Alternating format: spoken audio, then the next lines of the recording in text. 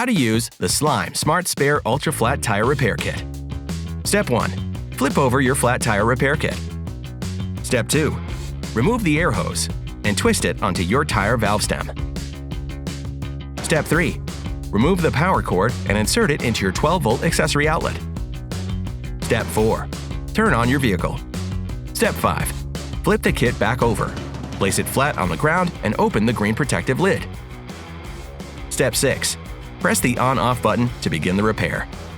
As sealant is pushed into your tire, the gauge indicator will slide into the sealing tire zone for about a minute. Don't worry, this is normal.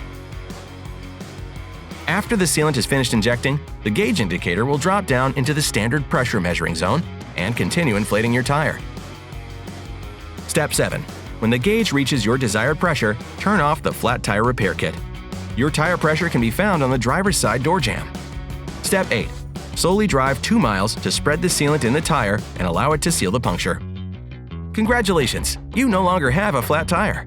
Seek a professional tire repair within 3 days or 100 miles.